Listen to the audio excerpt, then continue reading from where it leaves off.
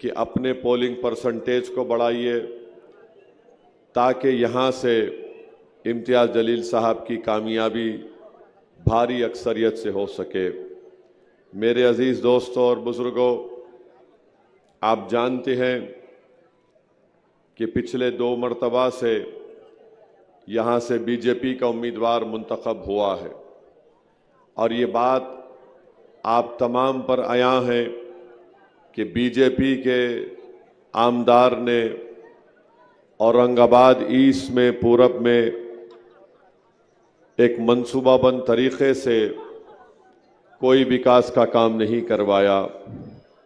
आप जानते हैं कि नारेगांव हो, मिसलवाड़ी हो, जिंसी हो, किराटपुरा हो, संजय नगर हो, बैजीपुरा हो, यहाँ पर मौजूदा विधायक ने, आमदार ने कोई काम नहीं करवाया।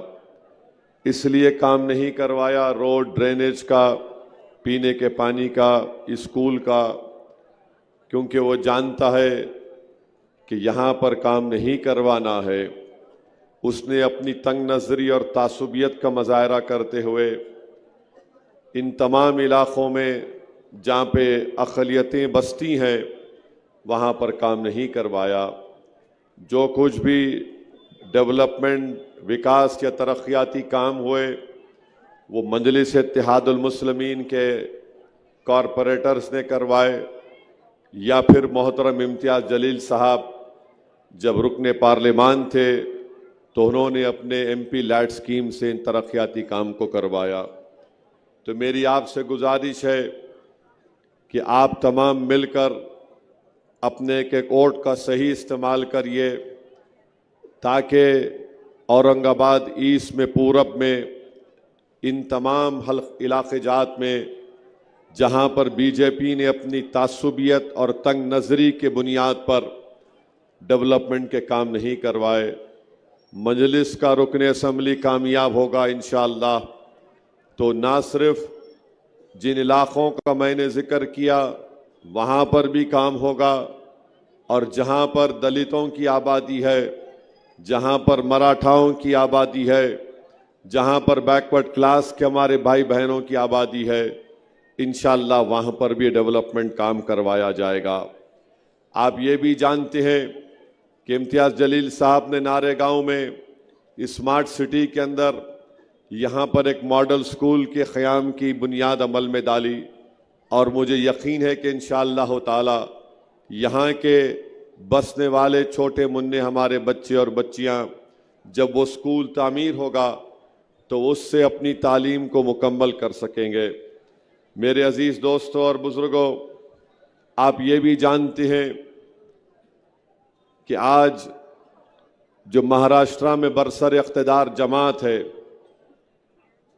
शिंदे आए औरंगाबाद को, मोदी आए औरंगाबाद को, मगर इन्होंने कभी भी यहाँ पर आकर औरंगाबाद के विकास के बारे में कोई बात नहीं की। नारेगांव में आप जानते हैं कि बिजली की सप्लाई बहुत ही नाक़िस किस्म की आपको दी जाती है और बिजली नहीं मिलने की बुनियाद पर हमारे बच्चे अपनी तालीम को जारी नहीं रख सकते, लोग अपना कारोबार नहीं कर सकते। आप अंदाज़ा लगाइए कि अगर यहाँ पर बिजली नहीं मिल रही है तो इसका जिम्मेदार बीजेपी है, मुख्यमंत्री शिंदे है और यहाँ का आमदार अतुल सावे है।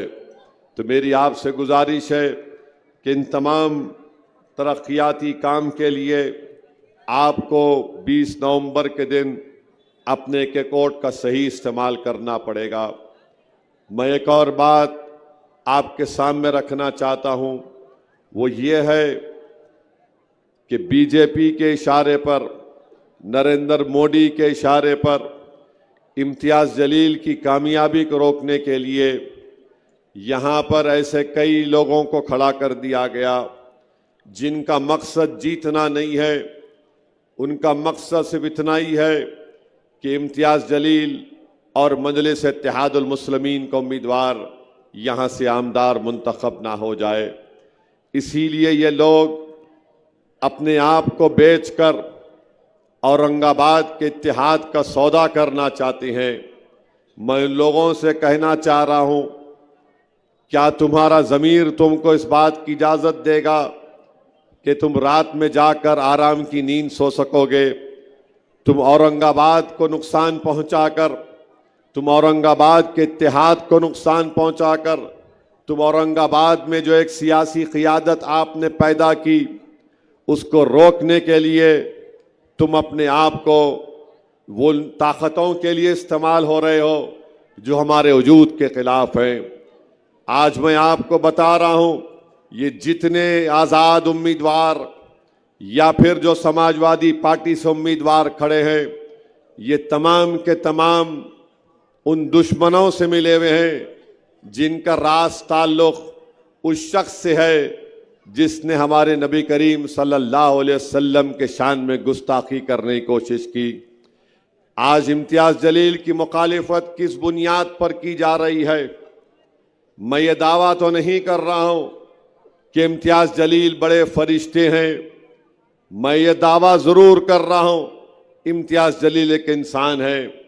मैं ये भी कह रहा हूं कि हो सकता है इम्तियाज़ जलील से गलतियां भी हुई होंगी, इंसान है, मगर इम्तियाज़ जलील से असल गुस्सा और बुग़्ज़ इस बात का है कि इम्तियाज़ जलील जब रुकने पार्लिमान बनकर औरंगाबाद से गया तो भारत की पार्लियामेंट में मैंने कई ऐसे सीनियर पार्टी के, मुख्तलिफ सियासी पार्टियों के बड़े बड़े सीनियर मेंबर ऑफ पार्लियामेंट की ज़बान से सुना कि ओवैसी साहब, ये पहले मर्तबा का एमपी इम्तियाज़ जलील है, बड़ी खूब तरीके से अपनी बात को रखता है, बड़ी दिलेरी से अपनी बातों को रखता है और बहुत स्टडी करके आता है। यही बात मजलिस के मुखालिफिन को हजम नहीं हो रही थी कि आखिर कौन है यह शख्स जो औरंगाबाद की गली कूचों से निकलकर भारत की सबसे बड़ी पंचायत के ऐवान को हिला के रख दे रहा है। आखिर ये कौन है वो शख्स जो पहली मर्तबा जीत कर गया और हर मसले पर और ख़ास तौर से अपने क्षेत्र औरंगाबाद की तरक्की के लिए लड़ रहा है। यही इम्तियाज़ जलील था जिसने औरंगाबाद एयरपोर्ट पर एक फ़्लाइट आती थी, आज इम्तियाज़ जलील की नुमाइंदगी पर कम से कम 8 से 10-12 फ़्लाइटें औरंगाबाद एयरपोर्ट पर आती हैं। इन लोगों को ये परेशानी लागत हो गई कि हमने एक एमपी को जीतते हुए देख लिया, मगर कोविड का ज़माना आया तो इम्तियाज़ जलील हाई कोर्ट को जाकर हाई कोर्ट के सामने खुद खड़े होकर ये कहा कि औरंगाबाद के अस्पतालों में कई डॉक्टर और कंपाउंडर की वैकेंसियां हैं, उसको पुर किया जाए। इम्तियाज़ जलील के ही नुमाइंदगी पर कोर्ट में लड़ने पर कोर्ट ने आर्डर दिया तो मुखालिफिन मजलिस को ये बात पसंद नहीं आई कि शख्स हाई कोर्ट में भी जाकर लड़ रहा है। फिर गरीबों के घर का मसला आया तो इम्तियाज़ जलील पार्लियामेंट की अर्बन डेवलपमेंट स्टैंडिंग कमेटी के मेंबर थे। इम्तियाज़ जलील ने पार्लियामेंट में कई मरतबा PMAY के तहत औरंगाबाद के गरीबों के घर के लिए उस स्कीम में औरंगाबाद की जनता के लिए लड़ता रहा। इनको ये बात पसंद नहीं आई। यहाँ पर पीने के पानी के लिए इम्तियाज़ जलील लड़ते रहे, इनको पसंद नहीं आया। इनको ये बात भी पसंद नहीं आई कि ये कौन शख्स है जो 20 साल के बाद महाराष्ट्र में एक मुस्लिम अक़लियत का MP जीत कर आया है और ये तमाम काम बड़ी बेबाकी से और बखूबी अंजाम दे रहा है। फिर आपने देख लिया कि जब पार्लियामेंट का इलेक्शन आया तो तमाम ताकतें एक हो गई, चाहे वो नाम निहाद सेकुलर हो या RSS हो या शिवसेना हो, सब ने मिलकर इम्तियाज़ जलील की कामयाबी को रोकने के लिए एक हो गए। महाराष्ट्र में 48 लोकसभा की सीटें हैं, एक ही मुसलमान लड़ रहा था अक़लियतों की तरफ से। सब ने मिलकर इम्तियाज़ जलील को हराने के लिए कोशिश में लग गए और नतीजा आपने देख लिया कि इम्तियाज़ जलील की कामयाबी को रोक दिया गया। मेरे अजीज दोस्तों और बुजुर्गों, महाराष्ट्र के गरीबों ने अपनी एक आवाज को खोया, महाराष्ट्र के दलितों ने अपने एक हमदर्द को खोया, महाराष्ट्र के मराठाओं ने उनकी एक आवाज को खोया, महाराष्ट्र के धनगर समाज ने जो उनके लिए लड़ रहा था पार्लियामेंट में, जिसने अहल्याबाई होलकर का जिक्र किया, वो एक अपनी आवाज से महरूम होकर रख गए। औरंगाबाद की आवाम ने अपने एक बेबाक आवाज को पार्लियामेंट में खो दिया। मगर सबसे ज्यादा नुकसान ना सिर्फ औरंगाबाद महाराष्ट्र के अल्पसंख्यक समाज और इन तमाम समाजों को हुआ, बल्कि हिंदुस्तान के, भारत के वो तमाम अक़लियतों को जो ये देख रहे थे कि 2019 से 2024 में मजलिस-ए-इत्तेहादुल मुस्लिमीन के 2 MP मिलकर पार्लियामेंट के दरो दीवार को हिला रहे हैं। आज उत्तर प्रदेश को चले जाइए, बिहार को चले जाइए, कर्नाटका चले जाइए, आप राजस्थान को चले जाइए, सब लोग तकलीफ का इजहार करते हैं कि असदुद्दीन ओवैसी फिर से अकेला हो गया भारत की लोकसभा में। मेरे अजीज दोस्तों और बुजुर्गों, मैं नारेगांव की जनता से अपील कर रहा हूं, मैं औरंगाबाद ईस्ट की जनता से अपील कर रहा हूं, हम जिन जालिमों के मंसूबों का और उनके साजिशों का शिकार हो गए, अब के बार 20 नवंबर को मेरी आपसे इस्तिदवा है, इल्तिजा है, गुजारिश है कि आप उन जालिमों को उनके नापाक मंसूबे में कामयाब होने मत दीजिए। एक हो जाइए, मुत्तहिदा तौर पर अपने के कोर्ट का इस्तेमाल करिए ताकि महाराष्ट्र की विधानसभा में आपकी बेबाक आवाज जाए। मेरे अजीज दोस्तों और बुजुर्गों, पार्लियामेंट के इलेक्शन में जो नतीजा आया, मैं इम्तियाज जलील के बारे में कहता था कि इम्तियाज जलील मेरा बाजू था, आज मैं अपने बाजू से महरूम हो गया हिंदुस्तान की पार्लियामेंट में। मगर मेरे नारेगांव के इज्जतदार माँ और बहनों, बुजुर्गों, उलमा और मशाइखीन, गयूर नौजवानों, मैं तो अपने बाजू से महरूम हो गया, मगर खुदा के लिए तुम अपने बाजू से महरूम मत हो जाओ। तुम्हारी एक आवाज है इम्तियाज जलील, जो मुझे यकीन है कि महाराष्ट्र के विधानसभा में ना सिर्फ औरंगाबाद सेंट्रल बल्कि पूरी गरीब जनता के लिए इम्तियाज जलील उनकी नुमाइंदगी करेगा। ये जो लोग खड़े हैं, इनका मकसद सिर्फ बीजेपी को जिताना है।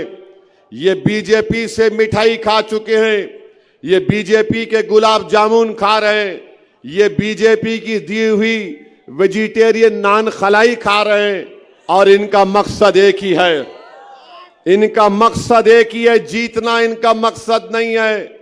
इनका मकसद यह है कि मोदी जीत जाए और आप और हम हार जाए। फैसला आपको करना है, आप जीतेंगे या फिर बीजेपी आरएसएस जीतेगी, या इम्तियाज जीतेगा या मोदी जीतेगा। ये नारेगांव और औरंगाबाद ईस्ट की आवाम को फैसला करना है। मेरा विजदान मुझसे पुकार पुकार कर कह रहा है कि इंशाअल्लाह ताला यहां से हक की कामयाबी होगी, बातिल की शिकस्त होगी। मेरा विजदान मुझसे पुकार पुकार कर कह रहा है कि ये वो गयूर सरजमीन है औरंगाबाद ईस्ट की, जो किसी से नहीं डरने वालों की सरजमीन है। यहां पर इम्तियाज कामयाब होगा इंशाअल्लाह ताला। और ये जो मीर जाफर मीर सादिक की औलाद है, इनको बदतरीन शिकस्त आप और हम मिलकर देंगे इंशाअल्लाह ताला। हम ये मंजलिस को कामयाब करेंगे ताकि औरंगाबाद ईस्ट की जनता का फायदा हो सके। अरे यहां का एमएलए नाकारा आमदार है, जो इन तमाम इलाके जात में काम नहीं करवा सका, इसको फिक्र ही नहीं है। तो मेरी आपसे गुजारिश है कि आप मुत्तहिदा तौर पर अपने वोट का इस्तेमाल करिए। मैं कलाम में तकरार का आदी नहीं हूं, मगर जो लोग आज मंजलिस की मुखालिफत में गुफ्तगू कर रहे हैं, रिकेक हमले कर रहे हैं और पर्सनल अटैक कर रहे हैं। मैं उनसे इतना ही कहना चाह रहा हूं, याद करो 2014 को, याद करो 2014 को, जब तुम राष्ट्रवादी कांग्रेस में थे और तुमने अपने साथ राष्ट्रवादी कांग्रेस के एक बहुत बड़े मुस्लिम नेता के साथ दिल्ली में मेरे घर पर वक्त लेकर मिलने को आए थे।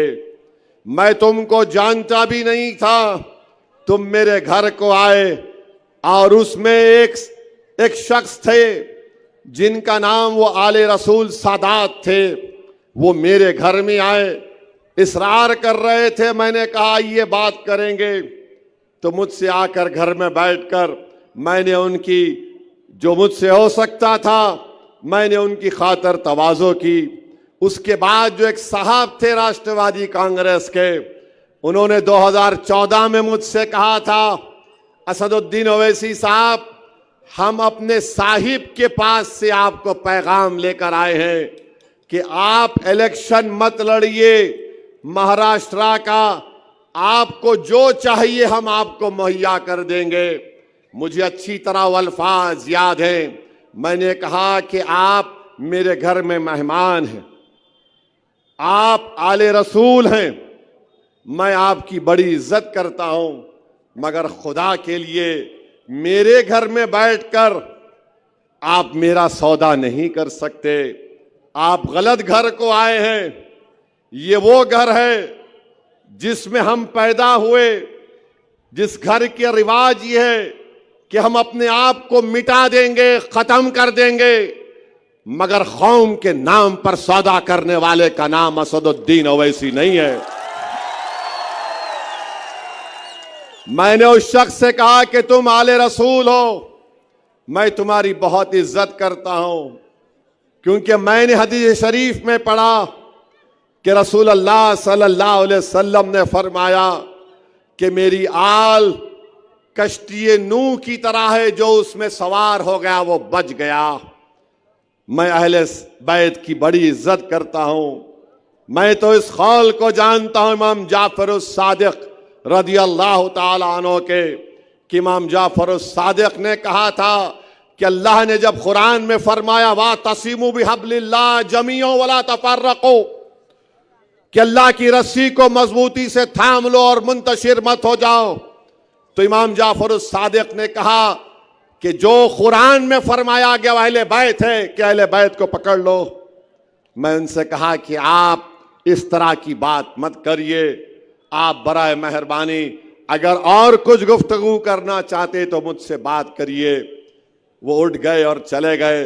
उसके बाद वो शख्स इतना मुतासिर हुआ, बोला मैं औरंगाबाद का हूं, मैं मंजलिस में आना चाहता हूं। मैंने कहा याद रखो, मंजलिस में जब आ रहे हो तो तुम इस तरह की बात दोबारा मेरे सामने नहीं करना। और आज आप मंजलिस इत्तेहादुल मुस्लिमीन और इम्तियाज जलील पर रिकेक हमले करते हैं। कौन सी जबान में तुम बात कर रहे हो? अगर कोई आकर मुझसे कहेगा कि मैं 70 साल के करीब हो चुका हूं, मुझे टिकट दे दो, कोई आकर मुझसे कहेगा कि मैंने वंचित को पैसे दिए हैं, दूसरी पार्टी को भी इंस्टॉलमेंट देने तैयार हूं, उनसे एडजस्टमेंट हो जाएगा, तो मैंने कहा अगर आप दूसरी पार्टी से एडजस्टमेंट करा रहे हैं तो मंजलिस के पूरे सीटों का ऐलान करिए, अलायंस कराइए, मैं अलायंस करने के लिए तैयार हूं। सिर्फ एक सीट पर क्यों? अगर अलायंस होगा तो सब सीटों पर होगा। तो बोले नहीं, खाली मेरी सीट की मेरी को फिक्र है। आप बताओ, जो शख्स सिर्फ अपनी जात के लिए मर मिट रहा है, तो क्या असदुद्दीन ओवैसी जात का साथ देगा या इन लाखों करोड़ों औरंगाबाद के दिलों में बसने वाली मोहब्बत, धड़कने वाले दिल का साथ देगा? बताओ। मैं ये बोलना नहीं चाहता था, अगर कल वो शख्स इनकार करेगा, निकाल के रख दूंगा आवाम के सामने पूरी बातें तुम्हारी एक एक।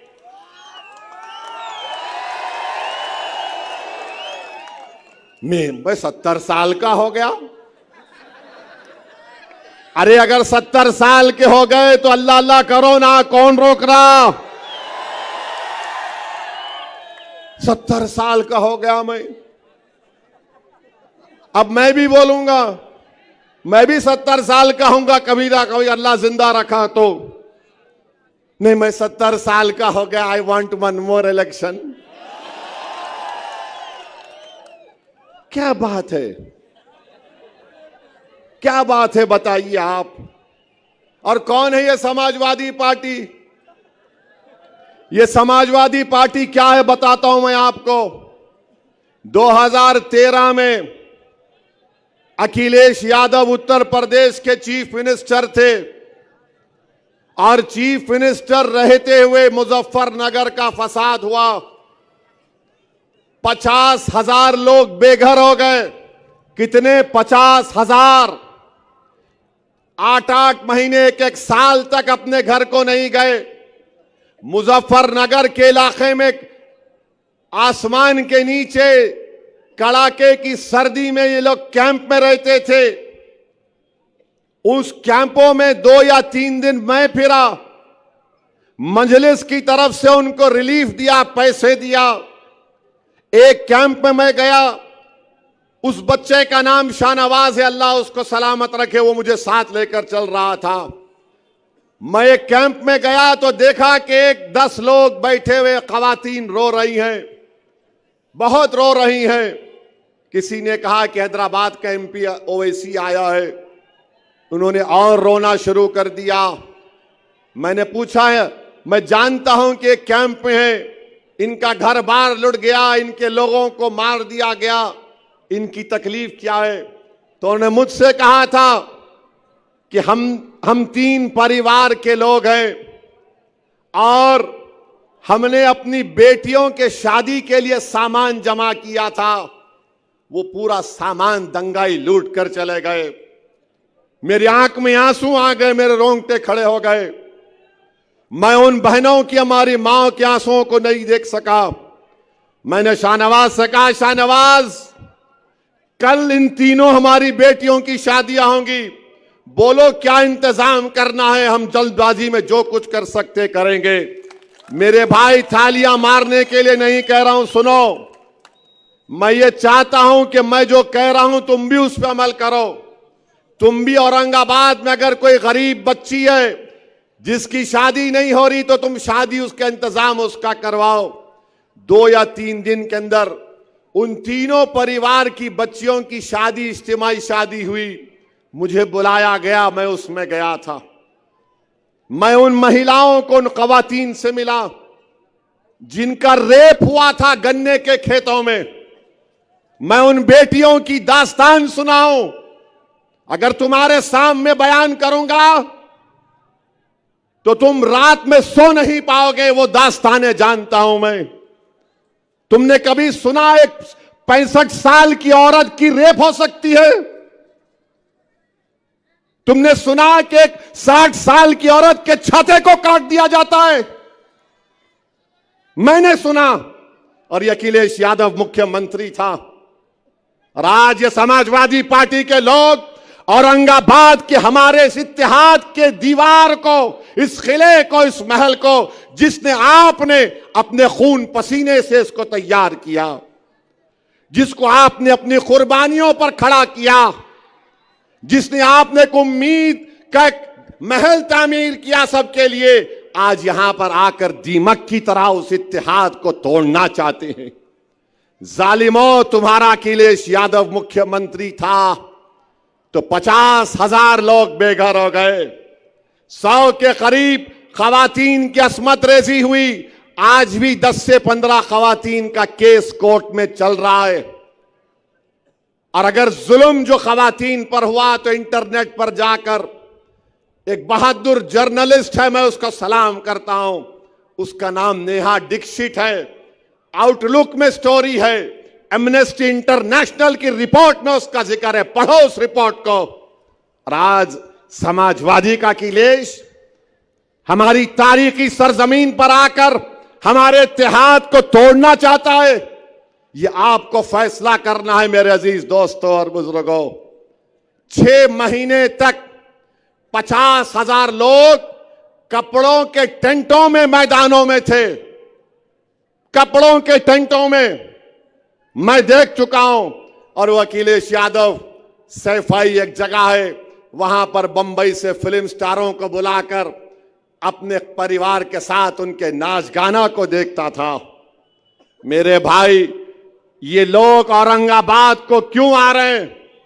इसीलिए आ रहे हैं कि इनको पूरे महाराष्ट्र में, पूरे कर्नाटका में, भारत में, तेलंगाना के बाद अगर कहीं पर आपकी ताकत नजर आती है, कहीं पर तुम्हारा रोब और दबदबा नजर आता है, कहीं पर तुम्हारा सियासी शऊर नजर आता है, कहीं पर तुम्हारी मोहब्बतें नजर आती हैं, ये तमाम जालिम ताकतें, ये तमाम नफरत करने वाले आ रहे हैं कि मोहब्बत के ऊपर जो तामीर आपने किला किया, जिसके इत्तेहाद की मिसाल सिर्फ महाराष्ट्र नहीं दुनिया देता है। हिंदुस्तान की पार्लियामेंट में जब इम्तियाज जलील मेरे साथ थे तो बीजेपी और कांग्रेस के एमपी बोलते थे कि इन लोगों ने औरंगाबाद को अपना दूसरा किला बनाया है, आज उस किले को कमजोर करना चाहते हैं। तो मेरे अजीज दोस्तों और बुजुर्गों, ये आपको फैसला करना है, क्योंकि इस चिराग को जो आपने जलाया है ना, तुम नहीं जानते इस चिराग की रोशनी से कितने लोग हसद करते हैं। ये चिराग जो तुमने जलाया है, मेरी इज्जतदार मां और बहनों, मेरे गय्यूर नौजवानों, मेरे बुजुर्गों, मेरे उलमाओं, ये चिराग जो तुमने जलाया है, इसमें तेल नहीं है, तुम्हारा खून पसीना है, याद रखो। ये तुम्हारा खून पसीने से चिराग जो तुमने इत्तेहाद का जलाया, जिसकी रोशनी पूरे महाराष्ट्र से बाहर जा चुकी है, सारी दुनिया तुम्हारे इत्तेहाद और सियासी शऊर की मिसालें देती हैं। इसीलिए हसद करने वालों को ये चीज पसंद नहीं आ रही है। इसलिए तमाम मीर जाफर, मीर सादिक, तमाम यजीद के एजेंट और तमाम इबलीस के चाहने वाले जमा हो गए कि इम्तियाज नहीं जीतना, और मिठाई और गुलाब जामुन जा रही है। ठीक है नौजवानों, खूब दबा के खाओ मिठाई गुलाब जामुन, रोकना नहीं अपने आप को। मिठाई उनकी खाना और डकार मजलिस इत्तेहादुल मुस्लिमीन के नाम पर लेना।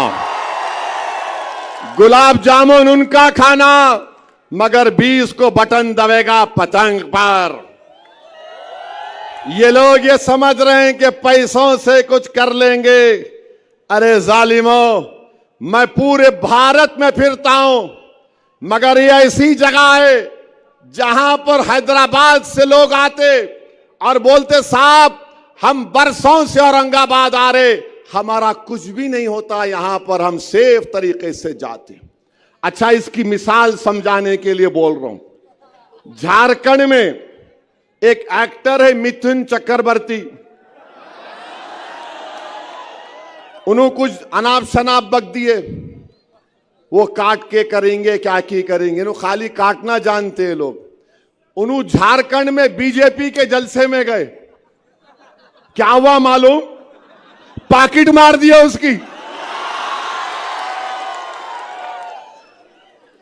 उसकी पाकिट मार दिए। अब उन्हें किसको काटता कि नहीं मालूम। कुदरत का निजाम, उन्हें बोला काटता तो बीजेपी के ही मीटिंग में उसकी पाकिट काट दिए। है इंटरनेट पे है, देखो आप, हजरत गूगल पे मार के देखो, उसकी पाकिट मार दी। ये क्या पाकिट प्लेयर पूरे बीजेपी के जलसों में आते हैं क्या? मैं झारखंड का बोल रहा हूं, यहां का नहीं बोल रहा हूं। पेपर में आया। तो मेरे भाई, आपके इस इत्तेहाद को मजबूत रखिए। अब ये शिंदे बोल रहे, बात करे कि अमित शाह बोल रहे हम लाडकी बहना, लाडली बहना, ऐसा चीर चीर के बोल रहे। हम 1500 रुपये अकाउंट में डाले, 1500 रुपये आए, इनके घर से नहीं आए, तुम्हारा पैसा है रखो। 1500 आ रहे, ठीक है ना। अब बताओ शिंदे अमित शाह, औरंगाबाद में मैं मार्केट को भी जाके मंगाया, अभी 10 मिनट बाकी है।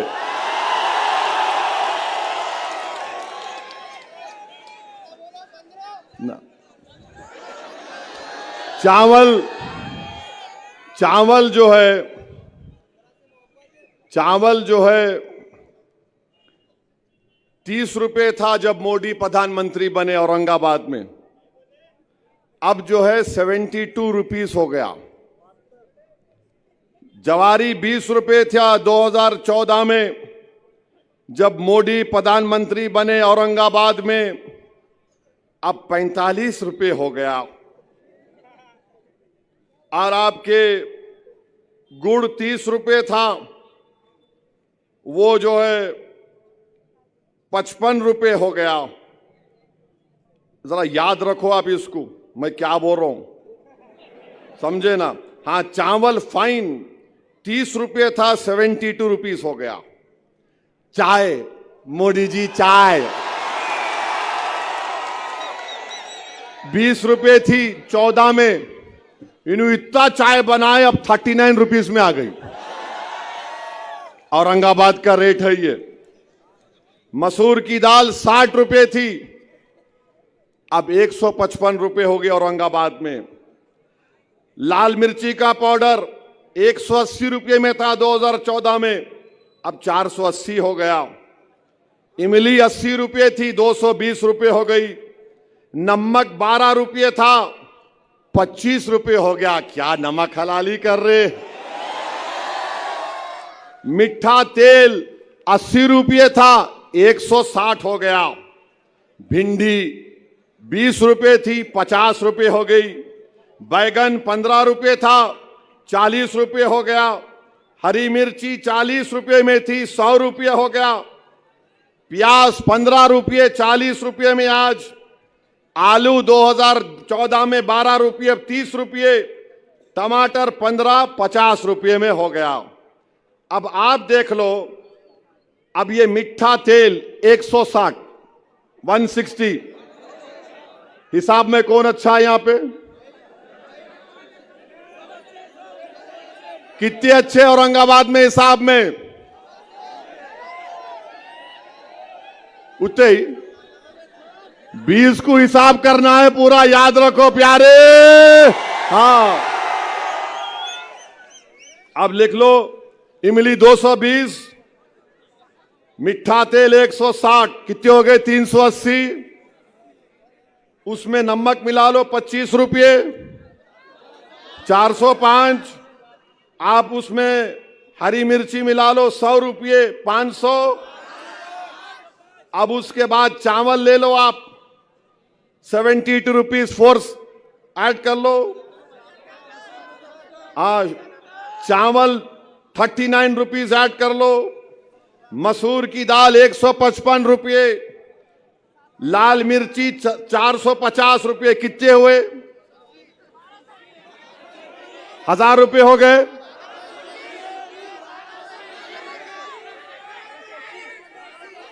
नौ 921, 1221। अब हमारी मां और बहनों का फेवरेट आइटम एलपीजी सिलेंडर। वो एलपीजी सिलेंडर जो है, मोदी जी इतना गैस छोड़े 10 साल में, माने लाइटर वेन में, दिल पे नहीं लेना, 450 रुपये से 900 से 1000 रुपये में हो गया। अब 1500, इन्हों क्या बोल रहे शिंदे अमित शाह, लाडली बहन 1500 रुपए देके 2000 तुम्हारे से निकाल ले रहे। समझे आप? इसको बोलते गुजरात मॉडल। 1500 रुपए अकाउंट में, 2000 रुपए निकाल लो। अब उन्हें बड़ा खुश, 1500 आए। अब उसको नहीं मालूम, वहां जाके मार्केट में गए तो हैदराबाद में बोलते इसके मुंह में मट्ठी पड़ो, 1500 लेके 2000 निकाल दिया। तो हमारे महाराष्ट्र की जनता से हम अपील कर रहे, हमारी माँ और बहनों से अपील कर रहे, 1500 आए रख लो, मगर सबसे ज्यादा महंगाई इन्फ्लेशन पूरे भारत में महाराष्ट्र में है। और महाराष्ट्र के महिलाओं को सेफ्टी होना। आपको मालूम महाराष्ट्र में 2022 में 2904 खवातीन महिलाओं का रेप हुआ। आपको मालूम महाराष्ट्र में 2022 में 12,260 महिलाओं का किडनैपिंग हुई। महाराष्ट्र में 2022 में महिलाओं पर हमले 5,209 हुए। अरे अमित शाह, शिंदे, फडणवीस, तुमको क्या हो गया? रेप हो रहा है महिलाओं का, किडनैपिंग हो रही है, असॉल्ट हो रहा है, और तुम बोल रहे हम 1500 दिए, 1500 दिए। क्या कर रहे तुम? महिलाओं की सेफ्टी महाराष्ट्र में आज नहीं है। आए दिन महिलाओं का किडनैप हो जाता है, महिलाओं पर असॉल्ट होता है, सेक्सुअल वायलेंस होता है। मगर ये बीजेपी, ये अमित शाह, ये फडणवीस बोल रहे हम 1500 दिए, 1500 दिए। अरे तुम तो मोदी बोले थे ना 15 लाख आएंगे, वो 15 लाख की जगह 1500 आ गए। तो बहरहाल मेरे अजीज दोस्तों और बुजुर्गों, मैं आपसे अपील कर रहा हूं कि 20 तारीख के दिन एक एक वोट डालकर इम्तियाज जलील को आप अपना आमदार बनाइए। और ये जो यहां का आमदार है, क्या नाम है? हाँ, सावे। अरे भाई साहब, जरांगे पाटिल के ऊपर जब पुलिस लाठीचार्ज हुआ, तुम उस वक्त गार्डियन मंत्री थे, तुम नहीं गए जरांगे पाटिल के पास? क्यों नहीं गए जरांगे पाटिल के पास? तुम क्यों नहीं गए तुम जरांगे पाटिल के पास? सावे, तुम आज मोदी के पास बैठे हुए। जब जरांगे पाटिल पे लाठीचार्ज हुआ, तुम गार्डियन मिनिस्टर थे, तुम नहीं गए। क्यों नहीं गए? क्या चीज तुमको रोकी? मैं मराठा समाज को एक पैगाम दे रहा हूं, मजलिस के जितने उम्मीदवार आमदार बनेंगे इंशाअल्लाह ताला, महाराष्ट्र की विधानसभा में जाएंगे तो मराठा रिजर्वेशन, मराठा आरक्षण के लिए आवाज बुलंद करेंगे। मैं मराठा समाज को पैगाम दे रहा हूं, हम आपके लिए लड़ेंगे, आपको आरक्षण मिलना चाहिए। मगर क्या मोदी देंगे, क्या फडणवीस देंगे, ये इनको सोचना है। और शिंदे साहब को मैं बोलना चाह रहा हूं, शिंदे को मालूम हो गया कि मैं अब मुख्यमंत्री नहीं बनने वाला हूं। फडणवीस को भी मालूम हो गया कि मैं नहीं बनने वाला हूं। इसीलिए फडणवीस औरंगाबाद आके दूल्हे भाई का नाम लिया, असदुद्दीन, असदुद्दीन, असदुद्दीन। अरे फडणवीस, तुम जरांगे पाटिल का नाम लेते, मगर नहीं लिए, मेरा नाम लिए। अरे तुम नाम बदल दिए, मगर जिस जगह का तुम नाम बदले उसी जगह पर 2024 में 256 महीने में जून तक किसान खुदकशी कर लिए। मेरे भाई, गांव में, देही इलाकों में बच्चों की शादियां नहीं हो रही, बेटियां नहीं, बेटों की शादी नहीं हो रही है। ये हाल महाराष्ट्र में शिंदे, फडणवीस, मोदी ने बना के रख दिया। अब हिंदू मुस्लिम कर रहे हैं, हिंदू मुस्लिम करो, हिंदू मुस्लिम करके बांटो, तोड़ो। मेरी आपसे अपील है कि आप इनके मंसूबों में उनको कामयाब होने मत दीजिए। ये जो पीछे से वार करना चाहते हैं, इनको पहचानिए। ये जो लोग खड़े हुए हैं, ये सिर्फ हराने के लिए खड़े हैं। 20 तारीख के दिन मेरी आपसे अपील है कि एक एक वोट को इस्तेमाल करिए। आप पतंग के निशान पर बटन दबाइए, उम्मीद की बुनियाद पर बटन दबाइए। पार्लियामेंट इलेक्शन में हमको धोखा दिया गया, हमको मक्कारी की गई और हमारे इम्तियाज जलील को कामयाबी से रोक दिया गया। जब 20 तारीख को जाएंगे तो याद रखिए, ये वो इम्तियाज जलील है जिसने जब रसूलुल्लाह सल्लल्लाहु अलैहि वसल्लम की शान में किसी ने गुस्ताखी करने की कोशिश की, यही इम्तियाज जलील ने पूरे महाराष्ट्र के गरीब और मजलूम और गुलामान मुस्तफा को उठाया और जगाया और 10,000 गाड़ियों के साथ इम्तियाज जलील बंबई पहुंच जाता है। इसीलिए आज इम्तियाज जलील के खिलाफ सब आवाज उठा रहे हैं। मैं आज भी कह रहा हूं, याद रखो, जो लोग इम्तियाज जलील के खिलाफ वोट नहीं देने की बात कर रहे हैं, अरे तुम किसका नुकसान पहुंचाना चाह रहे हो देख लो। मगर मुझे यकीन है यहां की आवाम पर, यहां की मां और बहनों पर, गयूर नौजवानों पर कि 20 तारीख को औरंगाबाद के फिजाओं में क्या नजर आएगा। 20 तारीख को औरंगाबाद के गली कूचों में क्या नजर आएगा। हर घर से क्या आवाज आएगी, हर दिल क्या पुकारेगा, हर दुआ में क्या होगा। तो मेरे अजीज दोस्तों और बुजुर्गों, मेरे भाई इम्तियाज जलील को कामयाब करिए। आपको एक अच्छे आमदार की जरूरत है जो आपकी खिदमत कर सके। ऐसे लोगों को कामयाब होने मत दीजिए। जिसने 10 साल से कुछ काम नहीं करवाया, तो मेरे साथ नारा लगाइए, नारे तकबीर। पतंग को, पतंग को, पतंग को। और मेरे साथ एक्शन करिए। कैसा करते अपना एक्शन डाल के सबको। यस, सलाम अलैकुम। कल कहां जलसा है? कल कहां जलसा है? कल एक जलसा है, उसमें आएंगे आप लोग। जरा आना, जरा ताकत दिखाना। मोदी जो है गाड़ियां भिजा भिजा के लोगों को ला रहे, आओ आओ आओ आओ, मगर आप खाली चलते हुए आ जाओ, काफी है। अस्सलाम वालेकुम।